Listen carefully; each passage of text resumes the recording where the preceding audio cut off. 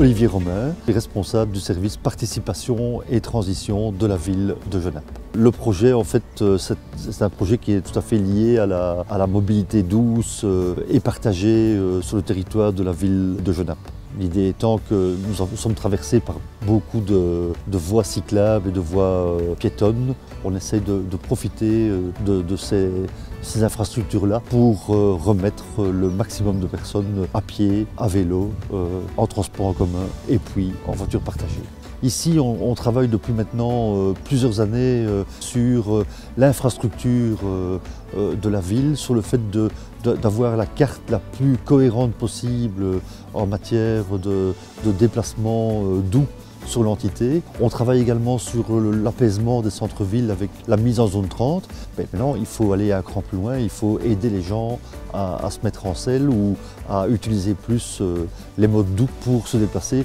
Alors la dimension environnementale, je pense qu'on peut faire référence au plan énergie-climat de la ville de Genappe. Ce plan vise la diminution de 40% du CO2 rejeté dans l'atmosphère. La mobilité douce et partagée permet sans aucun doute de diminuer cette tonne de CO2 qu'on rejette dans l'air. Il y a la dimension économique pour le tout un chacun qui va permettre peut-être de diminuer cette part qu'on brûle finalement dans nos voitures et qui nous coûte de plus en plus cher, donc l'essence, le diesel, etc.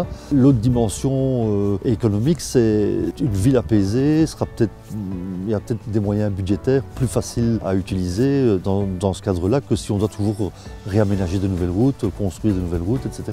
Une ville apaisée permet les rencontres et donc la mobilité douce fait partie, je pense, de cet objectif de rencontre entre les uns et les autres, également de renouveau du commerce local. Le prouvé dans des études, les gens à vélo ou à pied s'arrêtent plus facilement en centre-ville. On demande dans le cadre du trophée incidence des moyens financiers pour acheter un vélo cargo pour le personnel ouvrier de la ville, que la ville ait finalement cette valeur d'exemple. On propose aux gens de prendre leur vélo, d'aller à pied, mais commençons par nous-mêmes.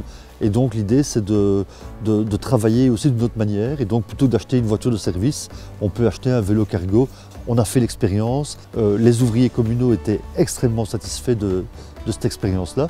C'est très bien pour aller travailler, c'est un moyen de locomotion pour ceux qui n'ont pas de permis, on peut être indépendant. On sait prendre nos pots de peinture pour aller mettre en couleur dans une école. On fait très bien, très pratique.